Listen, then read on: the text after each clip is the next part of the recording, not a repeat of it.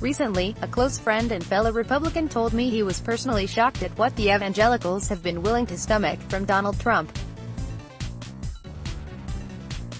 I'm not shocked at all. My friend's sentiment, a variation on the empty "if Obama had done this, Republicans would have impeached him," has become a staple of Democrats and never-Trumpers. Are you ready to turn on him yet? Republicans are asked over and over. No one ever says yes. The Republicans who make a living hating Trump today hated him before he was elected. The rest of the party remains solidly behind him.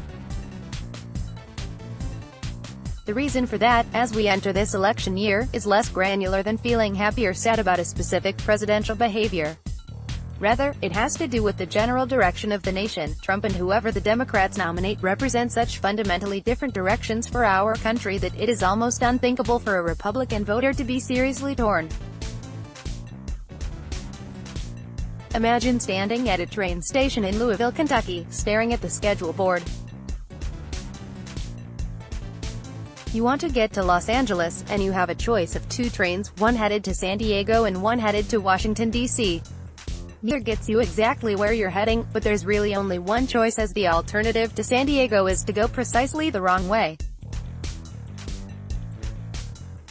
Advertisement. Even if the San Diego train sometimes hits bumpy tracks, and the conductor comes on the PA and says crude and dumb stuff, and there are people on the train you really wish would get off, it is still taking you basically where you want to go. To the average Republican voter, like the passenger on that train, the destination is what matters. I tried to explain this to my friend. I told him that, for Christian conservatives, the choices are Trump versus people who prefer full-term abortions and believe that our country should functionally have no borders. To vote against Trump is to vote for a party that fundamentally believes Republicans are deplorable and racist. The decision isn't hard. Advertisement. But the porn stars, the crudeness, the immorality, my friend says. To a Christian conservative voter, the individual behavior of an imperfect human pales against the importance of protecting human life. If the imperfect president appoints pro-life judges and takes your values into account when making policy, you don't worry so much about one sinner's struggles with morality. You just pray for him, while also giving thanks for all he does to advance your cause.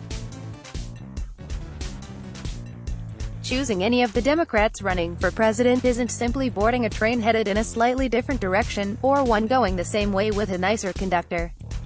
It means completely turning around. For goodness sakes, Elizabeth Warren and Joe Biden have both proposed plans that would spend taxpayer dollars on gender assignment surgery, and that's what has been so illuminating about this Democratic primary race. Because of their extreme tilt to the left, none of these candidates have a prayer of peeling off a statistically significant number of Republican voters. No matter what the never-Trumpers in your Twitter feed tell you, Trump, win or lose, will have the support of more than 90% of his party. Some people used to argue that the two parties are basically the same. It wasn't true then, and it's especially not true now. Most of Trump's governance has been what you'd expect from any Republican president: conservative judges, lower taxes, deregulation, an embrace of pro-life policies, and the wild extremism of his would-be opponents is causing some center-right voters who were lukewarm on Trump 3 years ago to feel closer to him than ever before. The exception to that is the cohort of suburban women who clearly abandoned the Republicans in the 2018 midterm and strongly disapprove of Trump now. But will losing them be enough to derail the Trump train? I consulted the impeachment polling aggregator on Nate Silver's 538 website on Deck 29, and it said that 48% of Americans prefer impeachment and removal versus 46% who did not.